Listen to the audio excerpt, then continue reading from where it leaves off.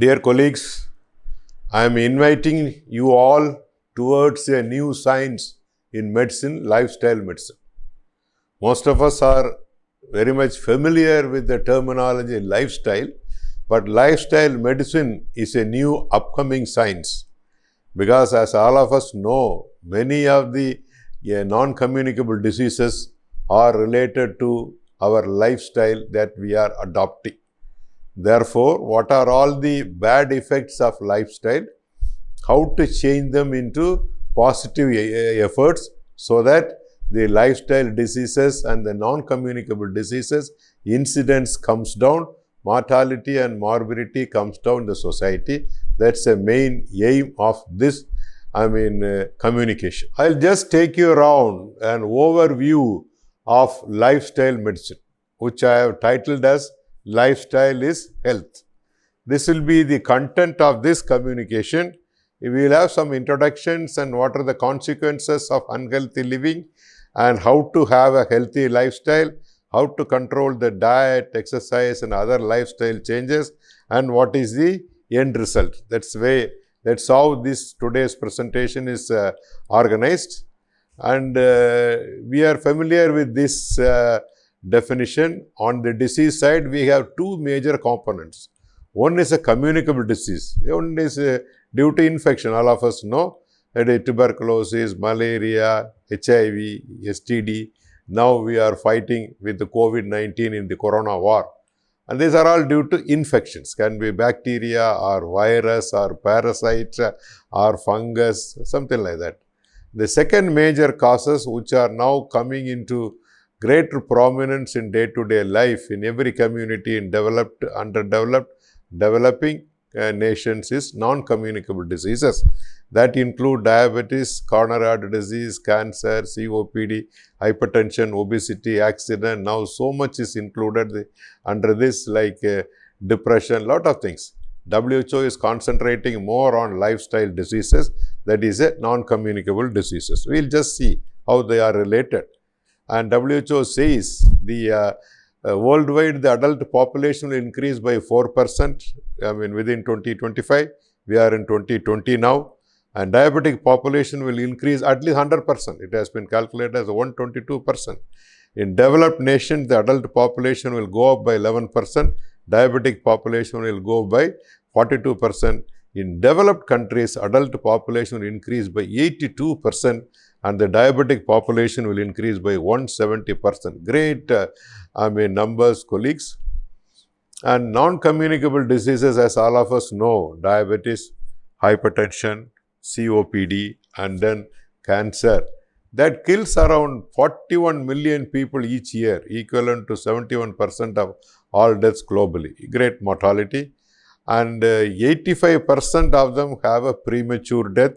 And of this, the cardiovascular disease tops in the list with 17.9 million, followed by cancer, about 9 million, respiratory diseases, 3.9, diabetes, 1.6. All the four groups of diseases account for 8% of all premature NCD deaths. Tobacco use, physical inactivity, harmful use of alcohol, unhealthy diet, these are all the four basic risk factors of dying from NCD. Detection, screening, treatment of NCD as well as palliative care are the key components of the response to NCD. World death by WHO is 2001.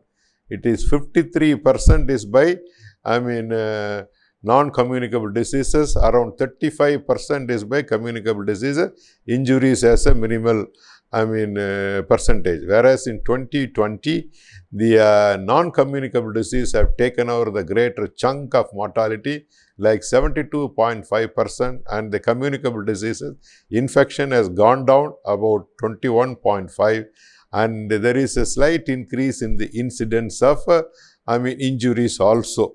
This will tell us why this communication and this lifestyle medicine is very important. What is lifestyle? We are talking about lifestyle. What is lifestyle? Simple definition of WHO, lifestyle is the way we live. We all know these are all the diseases which are being caused. We have just seen the numbers as WHO has said, and it has been predicted that India will be the diabetic capital of the world. I used to call it as a TV couch syndrome. See this gentleman just lying down here and enjoying some smoking and TV, a lot of snacks by his side. That is called as a TV and couch syndrome, which contributes to obesity and all non-communicable diseases. And a simple data of doctors in India. That is, they registered with Medical Council of India. We call it as an IMR. Indian Medical Registry is about 11.5 lakh, specialists around 4 lakh, and general practitioners around 7.5 lakh, medical colleges 412, private more. Number of graduates coming out is 1,000 per annum. PG admissions are available for only 30. WHO recommends 1.23 doctor per 1,000 population, but in India we have 1 doctor for 10,926 population. Much less. That is why we call there is a great shortage of doctors in India. The current scenario of healthcare in India, the focus is on physical health. Focus is on treatment, not on prevention. More chemical methods, more interventions, lack of time for doctors as well as patient to pay attention on prevention. Family physician concept has gone. Subspecialists are focusing on their area. Multi-prescriptions are very common. Side effects, bioavailability and drug interactions is not being taken care. In a land of yoga, only 20% of the people practice yoga. Jagadguru on meditation says hardly 5% of the people know and practice yoga. We will all see why these data are important. Can doctors change it? Yes, but not fighting inside the hospital, but in society. How? By recommending therapeutic lifestyle changes to the citizen of this great nation. Lifestyle diseases, as all of us know, there are a lot of extended names beyond the 4 key factors, and stroke is included, hypertension is included, duodenal ulcer, depression, accidents, road traffic accidents are included under the category. It has gone up to 42 numbers now. You see the basic non-communicable diseases, you have diabetes, cardiovascular disease, cancer and COPD, and there are 4 great risk factors like smoking, alcohol, unhealthy diet and physical inactivity. This is the WHO's concept. And when we go through lifestyle, we need to change certain habits, behaviors and practices. They are called as modifiable risk factors. There are non-modifiable risk factors. Your age you cannot modify, your gender you cannot modify, your ethnicity you cannot modify, your genetic makeup or heredity you cannot modify. Therefore, let us not spend our time there. Whereas on the modifiable risk factors, let us see. What are the modifiable risk factors? Diet, your body weight, level of physical activity, level of sun exposure, smoking, alcohol abuse, stress and other psychological factors. And lifestyle medicine deals with these bad effects of these modifiable risk factors and how they could be changed, and when we make a change, what change you get in non-communicable disease. There is a paradigm shift, ladies and gentlemen, in the culture of our citizen. Any country, more so in our home country, India, there is a paradigm shift. The household chorus now, the way of cooking and home appliances have totally changed. And there is a paradigm shift in the play culture also. We don't go to the field, we just sit and do it on TV or mobiles. And in the work culture also, no physical activity involved. We sit under air-conditioned rooms in chairs and get a lot of pains. And paradigm shift in the food culture also. We never go for natural food. We always go for junk food, or we call it as a processed foods. And one or two words about the common non-communicable diseases caused by lifestyle changes. And these are the numbers that we have already seen about diabetes mellitus. It's a metabolic disease characterized by hyperglycemia resulting from defects in either insulin secretion or insulin action or both. And the diagnostic criteria as per American Diabetic Association is HbA1c more than 6.5 and a fasting blood glucose more than 126, 2 hours plasma glucose more than 200. And symptoms of hyperglycemia or hyperglycemic crisis, a random plasma glucose more than 200 by milligram per deciliter is diagnostic of diabetes mellitus. There are a lot of classifications available. The time-honored classification of type 2 diabetes, wherein there is a beta cell destruction or deficiency, wherein which has been immune destruction of the beta cells by autoantibodies to insulin, autoantibodies to GAD, and autoantibodies to tyrosine phosphatase, results in lack of insulin secretion by beta cells, and the disease is called as a type 2 diabetes or insulin dependent diabetes. The second one is a type 2 diabetes. It is due to either insulin resistance or lack of insulin or deficiency of insulin. And this is a most common one. There are a lot of genetic components available, a lot of environmental components are also added to that. Now there are a lot of side clustering like LADA, MODI, all those things, but let us concentrate only on this. The second disease that we are concerned in lifestyle is hypertension. Now, as per JNC 8 definition, when the systolic BP is above 130 and diastolic BP above 80 millimeters, and the patient is taking antihypertensive medications, we call him as a hypertensive. And this diagnosis requires multiple measurement, not a single measurement, either at home or at office, and we need to check it. Epidemiology wise, there are nearly 1.13 billion people all over have hypertension. The rule of house in hypertension is only 50% of the patients are aware that they are having hypertension. Of this, only 50% are diagnosed. Of this, 50% are treated. Of these, 50% are adequately treated and blood pressure is kept under control. Therefore, you can understand the risk involved in the development of a coronary artery disease, congestive heart failure, stroke, or a renal failure secondary to an uncontrolled hypertension. These are the various criteria by JNC 8. Systolic pressure elevated, hypertension stage 1, 130 to 139. Stage 2 is above 140. Above 180 systolic is an urgency without target organ. With target organ, it is called as an hypertensive emergency, has to be managed on a war footing with intravenous medications. The causes of hypertension, all of us know, the obesity or being overweight, sedentary lifestyle, lack of physical activity, high levels of salt intake, high levels of alcohol consumption, diseases of other organs like kidney, liver, anxiety, sleeplessness. They are the common causes. Though there are primary causes and secondary causes, this is a general of relation to lifestyle medicine.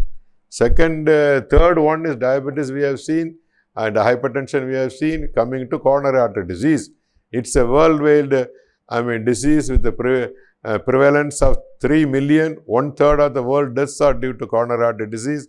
In developing nations, 80% of population suffer coronary artery disease. The main important feature is 60% of this coronary artery disease is preventable.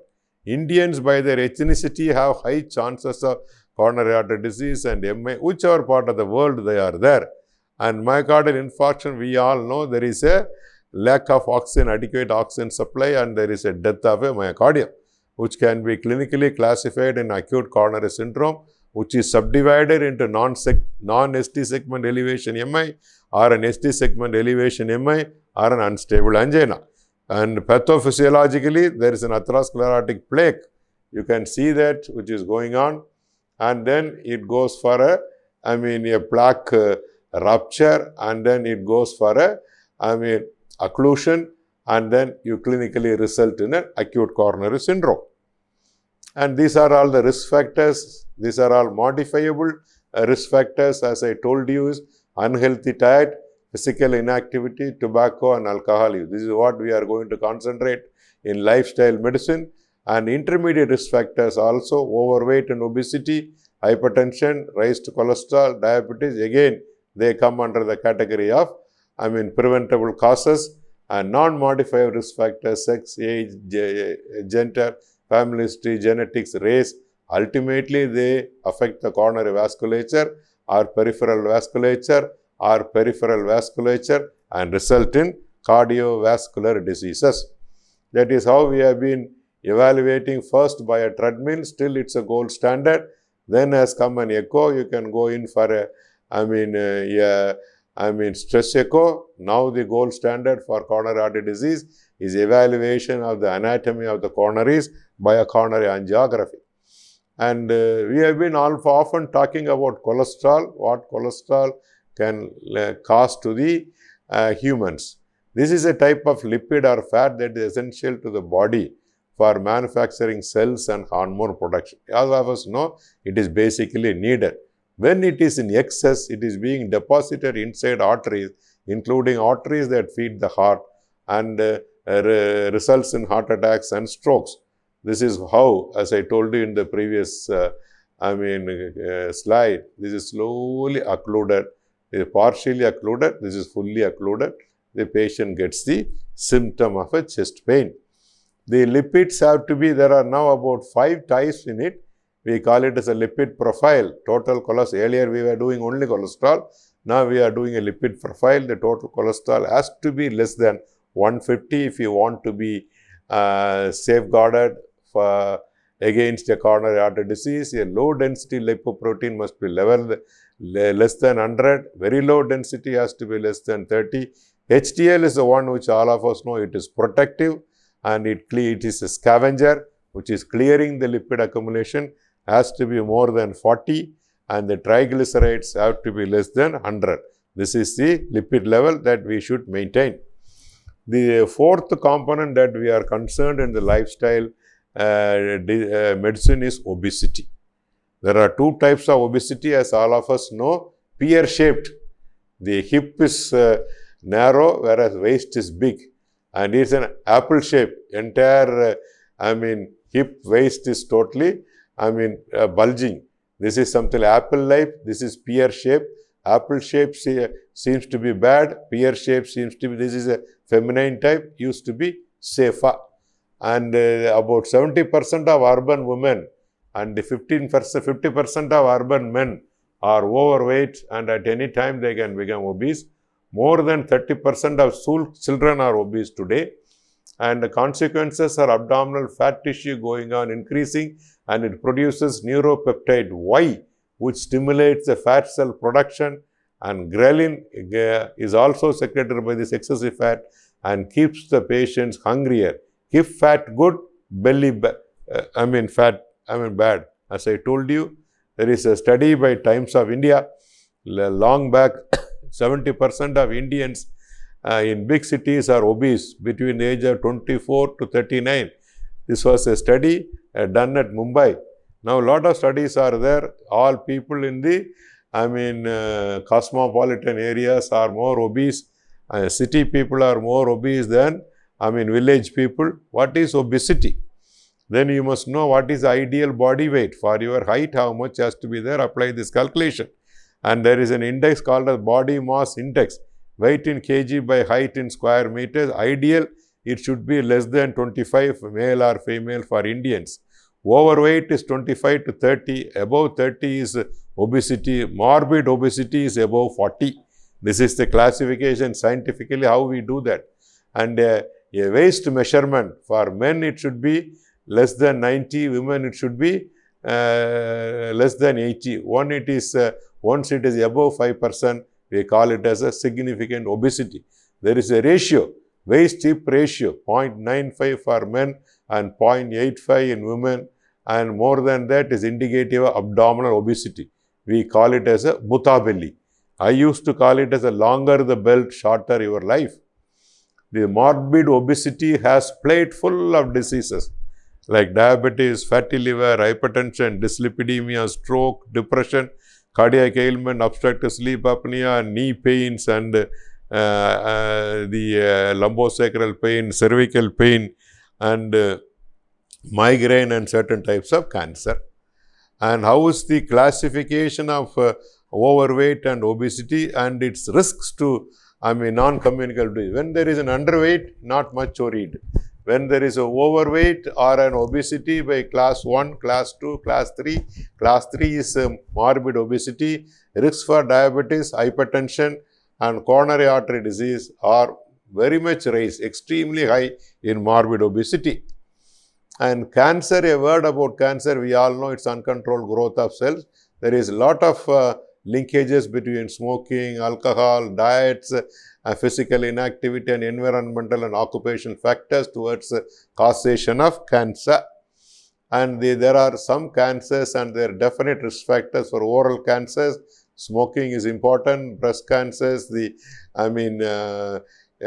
endogenous hormone mechanism and periods are important for lung cancer, smoking and then occupations, cervical cancer, family history has got a greater linkages.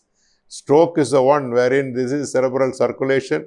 Some occlusion occurs in the cerebral arteries or it can be an occlusion called as an ischemic stroke, can be a rupture, we call it as a hemorrhagic stroke, and it leads to death of the brain beyond the area of obstruction, and clinically patient loses consciousness and usually one half of the body is paralyzed. We call it as a hemiplegia. And the COPD is the one, as I told you, tobacco and pollutions. They are very important, and prolonged exposure to dust and chemicals are very important. Malnutrition and low birth weight is also an important risk factor for respiratory diseases. And now the recent lifestyle disease is depression. It's a state of low mood and aversion to activity and affect thoughts, behavior, feelings and sense of well-being, and life events and lifestyle that may precipitate depressed moods are childbirth, menopause, financial difficulties, job problems, and disease and loss of loved ones or disease of loved ones and relationships. Everywhere an issue is being there. The way we accept the problems is the basic cause for depression. That is how I locate it. And how to prevent these non-communicable diseases which are based on lifestyle. As we said, hypertension, diabetes to be controlled, fat has to be controlled, body weight has to be low, we need to reduce our anxiety and tension, food has to be balanced, and tobacco has to be avoided, alcohol has to be avoided. How to achieve it? There comes a healthy lifestyle. If you change your lifestyle positive, all these things could be controlled. Lifestyle is health, ladies and gentlemen. There must be a balanced diet, balanced physical activity, weight control, habits, emotion, relaxation, quitting alcohol and smoking, and good sleep, always called as a healthy lifestyle leads to health. And lifestyle diseases, as we said, all the 5, 6 that we have enumerated and discussed, and once you control your lifestyles, it leads to healthy longevity, healthy longer life. That is most important. We will see one by one what are all the lifestyle factors we need to modify. We will start with diet.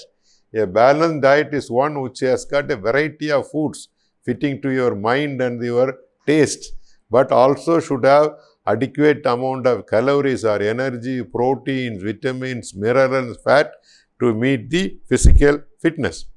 And these are the dietary recommendations by WHO. Carbohydrate, generally in your food, carbohydrate has to be 60 to 65%, fat has to be 15 to 25%, protein has to be almost the same thing. And this is time-honored, pyramid. There are certain foods kept at the base which you can eat well, like some cereals, bread and all those things, 5 to 6 servings. This is a second one wherein food you can have moderately 2 to 4 servings, and you have some poultry foods, fish, chickens and non-vegetarians, and then nuts you can take minimally, and the key food is the fat and sugars which you use sparingly. That is how your food pyramid must be balanced. But we start with, there is a reversal of the pyramid. We eat more here, we eat less here. That this reversal of the pyramid has to be changed. I used to say food is health, food is poison. Which food is health? Vegetables, greens, pulses, lean fish, boiled food, low salt are health. Food is poison. Heavy non-vegetarian, sweets, fried food, especially the parotas which we will see subsequently. fatty food, large quantity are poisons. This is the same food pyramid presented in a different form. That is sugar, sugar-rich foods and fat has to be eaten very little, and fats have to be eaten. Fats are needed for our body sparingly, and then protein-rich foods have to be moderate.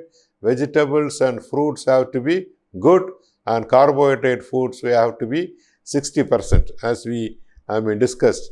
Why therapeutic lifestyle change is vital? For primary prevention of diabetes in people with obesity and pre-diabetes, and then secondary prevention to prevent the complication, tertiary prevention to prevent the morbidity and mortality. How a diet has to be adjusted. Diet, first of all, calories, at least 20 calories per kg of ideal body weight has to be there. A low calorie, usually around for an adult 1500 calories are needed. Low calorie diet, we call it when the calorie is 1200. Very low calorie diet for the reversal of diabetes, we are recommending 800 per day. Hypocaloric diet or very, very low caloric diet, 500 calories per day. Isocaloric or EQ caloric diet, varying in carbohydrate, fat, proteins are also designed now, and medical starvation diets are avoided. You will have to balance for your travel, functions, festivals, pregnancy. All pregnant people need at least 50% excess of the calories for the child. When you talk about the food, the proteins come first. 15 to 20% of the total calories have to be from protein, animal or vegetable protein. Fibers have to be 12 to 15 grams per 1000 kilo, up to 30 grams per day. Greens, leafy vegetables, fruits with skin are excellent sources of fiber. Carbohydrates are the major components of calories, but we should avoid raw sugar and nutritive sweeteners, and rice, wheat, ragi all have same value. There is a common belief that I eat wheat, I'll be able to control my sugar, or ragi. No, it's all how much you eat. Always numbers play the trick. I used to always say a person is around 40, he can have 3 idlis, 3 dosa, 3 chapatis. If it is coming to 50 up to 60, you can have 2. After 60, you will have to have only. Numbers only play the trick everywhere. Coming to the fat side of it, there should be saturated fats, unsaturated fats, and trans fatty acids. Animal or plant fat, 25 to 30% of the calories has to be from fat, and saturated fatty acids will be around 7 to 10%. Polyunsaturated PUFA will be 7 to 10, MUFA will be 12 to 16, and walnut spices or omega-3 fatty acid have to be consumed, and avoid trans fatty acids. Keep the cholesterol content less than 300 milligram.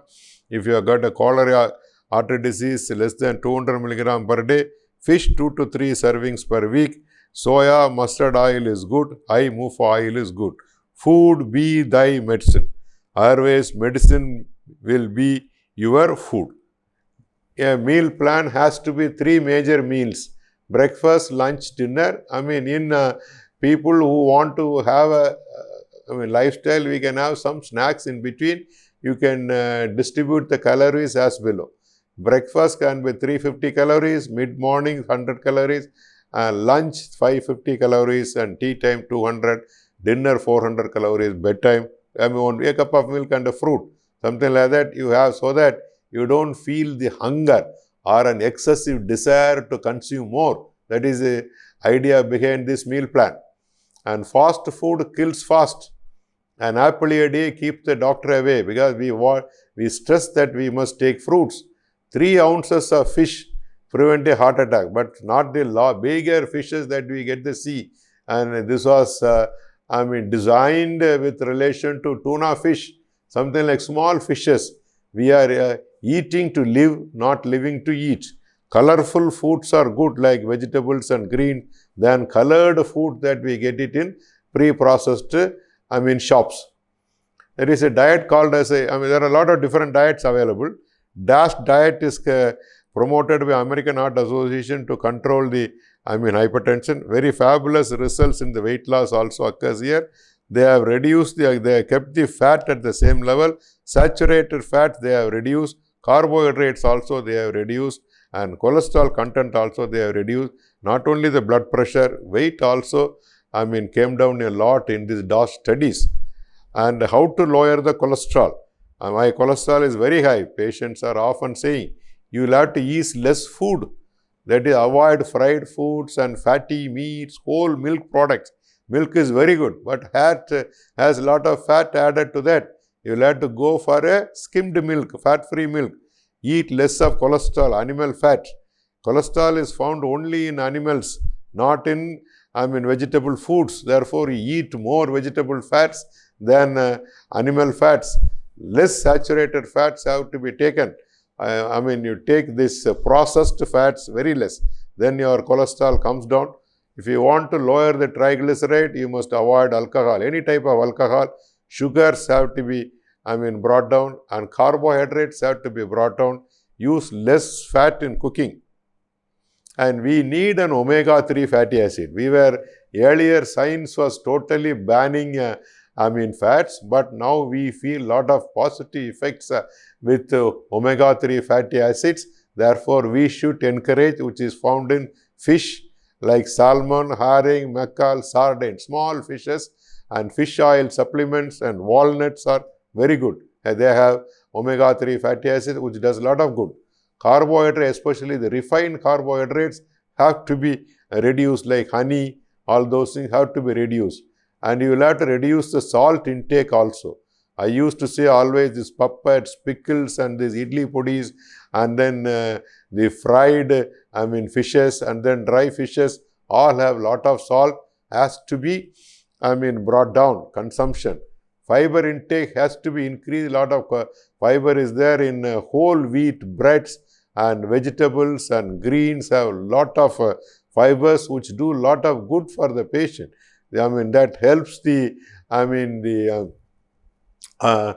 reduces the absorption of digested fat, lowers blood cholesterol levels, and reduces coronary artery disease. A dietary fiber helps in not only in fat control, not only in sugar control, but also improves the response of the body to insulin, thereby clearing the bowel very well.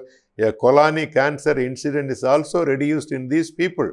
From where to get the fibers? Whole grains, fruits, vegetables, beans, nuts, and seeds. They are the great sources of fiber. They should form at least 30 grams of our daily intake. All of us forget that water is an essential nutrient. We should consume adequate water. It is very much necessary for dilution of the blood as well as passing adequate urine, and we keep the the urinary system hydrated, means infections and then stone formation is very well prevented. A dark yellow urine, it's a sign of dehydration. Immediately drink water. That has lot of benefits on that. The second one is diet component. We have extensively discussed and concluded, including water. The second component of lifestyle change that has to be brought in is a physical activity. What is the benefits of physical activity as defined by American Diabetic Association is improves glycemic control, prevention of cardiovascular disease, possible reduction of LDL, improves hypertension, and fibrinolytic activity is increased. Weight loss and weight maintenance is supported, improves lymphatics. The great physicians say it is much better to discuss how far you have walked than how little you had eaten. This is a very important statement. And physical activity benefits are insulin sensitivity improved, LDL, TGL brought down, HDL being raised. Significant fall is fasting and postprandial blood sugar, HbA1c, upregulation of insulin receptors and normalization of glucose insulin ratio, and sunlight. When you walk there, it gives you good amount of vitamin D3. And these are the potential mechanism underlying the cardiovascular benefits. The peripheral resistance decrease, sympathetic activity decrease, fibrinogen decrease, platelet aggregation, triglyceride, LDL cholesterol, blood sugar, LV mass, abdomen, obesity, BP are all decreased. And endothelial nitric oxide, and HDL, insulin sensitivity, fibrinolytic activity, LVEF, hemodynamics in heart failure, psychological well-being, arrhythmia threshold are all increased. That is why prescription is not an advice. Exercise is not an advice. Exercise is a prescription that the doctor has to prescribe. There are various types of exercises available. 30 minutes of moderate intensive physical activity. I used to add a caveat, non-stop physical activity for more days of a week, at least 5 days in a week, and a reduction of sedentary activity. There can be an aerobic like brisk walking, jogging, running, swimming. Anaerobic like muscle strengthening exercises can be indoor or outdoor. Anything can be there. Walk for life, running, cycling, swimming is the best one. Or a moderate running is also good. Brisk walking is also equally good. Aerobic exercises are very important, and to keep up the body's weight lower and vascular supply to the internal organs is also being maintained. Anaerobic exercises builds the muscles and prevents the rise of the body weight. And there should be a good balance between aerobic and anaerobic exercises. Aerobic causes a weight loss and burns the fat, whereas anaerobic boosts metabolism and prevents a weight gain. There should be and a good balance between these two is a must for a healthy life. And now recently added to physical activity is a stretching and flexibility. All joints have to be stretched. And depending on your age and underlying disease, you can practice, you can choose and practice stretching, but it is very important. It for the mobility of the joints, maintenance, and a boost circulation and relieving stress has to be there, especially in today's office working. In Corona times, we are locked in, we are sitting and working. Stretching will definitely, help us from, stretching our joints. Therapeutic lifestyle changes. We can always, as for JAMA, we can incorporate our physical activity into our day-to-day activities. For example, there is a staircase, you avoid using a lift. There is gardening, dancing, and cycling, playing with children, washing your own car, or gardening, or watering, and a stair walking up, down. All of them are very, very useful. We call it as physical activity today. Remotes make health remote. This I mean with relation to a TV remote or mobiles. 30 to 60 minutes of brisk walking or jogging is excellent. Death due to MI is definitely reduced. Hypertension chances are also reduced, and lack of exercise only promotes diabetics 100%. Therefore, we need to do that.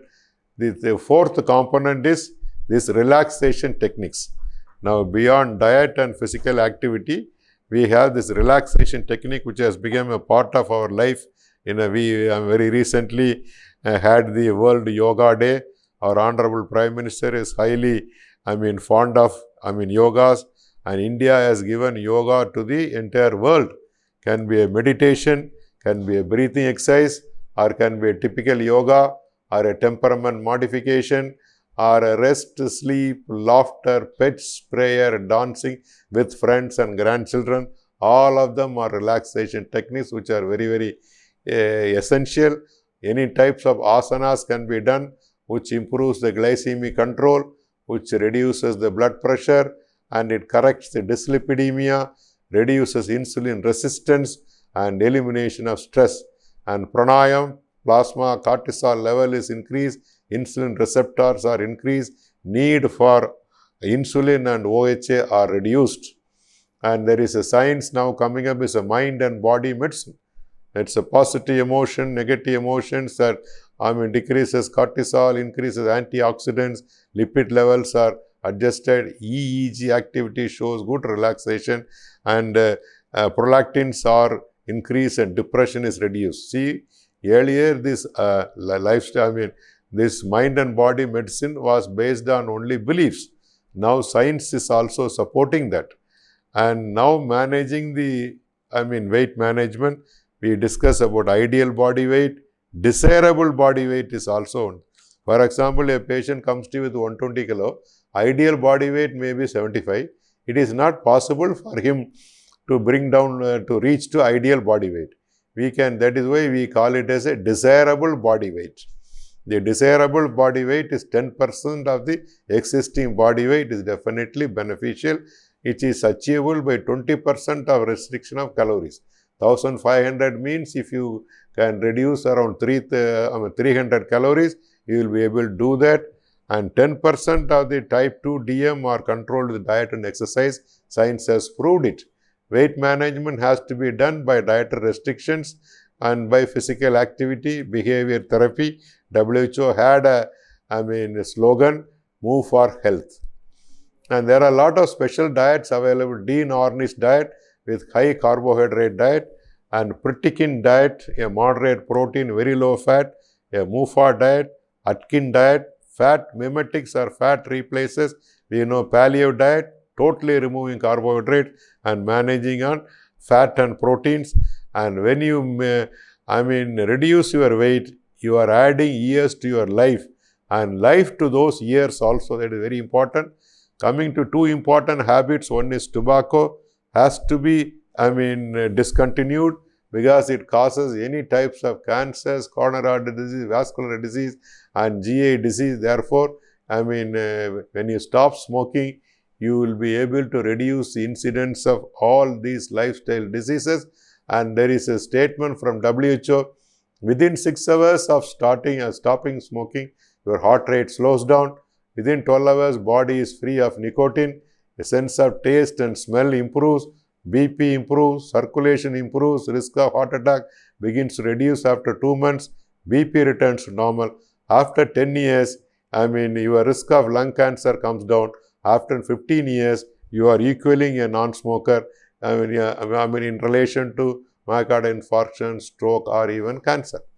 And alcohol drinking, science says moderate alcohol is good. That is a major deficiency we have.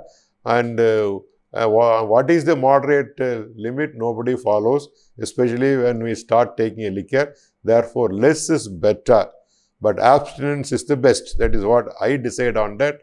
And there are a lot of dietary modifications we can do to increase the immunity, like consuming a lot of vitamins, minerals, zinc, C, vitamin E, and they are all available in vegetable side, green leafy vegetables.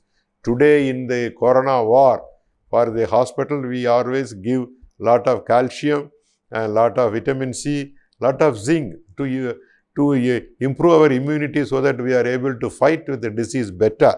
This we can do it through our lifestyle itself. The important aspect of a lifestyle is sleep. And there is a major complaint, I don't get a sleep doctor. That is a major complaint. A human needs always 6 to 8 hours of the sleep. It is a need for recharging ourselves, and it can also recharge the immune system and decreases the risk of heart disease. And the steps to sleep, you will have to stop your alcohol and liquor, any form of nicotine, and a comfortable room. Try to have a time schedule for your sleeping and getting up, and you will have to do a lot of physical activity in your daily work. Automatically you get a sleep. And another component of lifestyle is hygiene. There a daily hygiene of having a bath has to be there, especially for people living in tropical countries, and so that many diseases can be avoided. For women, menstrual hygiene and family life hygiene are very, very important. That is a need for the medical professionals to highlight to the community. Lifestyle medicine, as I told you, it's a part of now non-communicable diseases, how our lifestyle affects our health, and how we change our lifestyle positively, we counter the non-communicable diseases. And the methods of creating a positive lifestyle have also been discussed with evidences. And when lifestyle medicine is not benefiting, we may have to think whether statins have to be given or aspirins have to be given to conquer the lifestyle diseases. But Dean Ornish in 1993 has said, lifestyle and food control will open up even the blocked coronaries. Till today, it is being found true. In diabetes, pre-diabetics, we can definitely fight with a weight management. We can control, not only control the diabetes, pre-diabetes from entering into, a diabetic state. 5 to 10% of weight loss will either prevent or delay the development of diabetes in pre-diabetics. And we have done a study, we have presented live diabetes can be reversed. People think that diabetes is a inevitably progressive disease with irreversible beta cell failure. Fine. But new onset diabetes could definitely be reversed with diet and physical activity. It is called as a non-scalpel bariatric surgery. TLC improves in endothelial functions and insulin resistance in diabetes. Therefore, diabetes can very well be reversed. A lot of studies are available in literature. Now, before we go for our conclusion, there are 5 steps for a healthy lifestyle. Be active for an hour or most of the day. Eat very little snacks and turn off your TV and computer and become active. Choose water as a drink. Eat more fruits and vegetables. Lifestyle is responsible for wellness or illness. If you have a positive lifestyle, you have wellness. If you have a negative lifestyle or faulty lifestyle, you are prone for illness.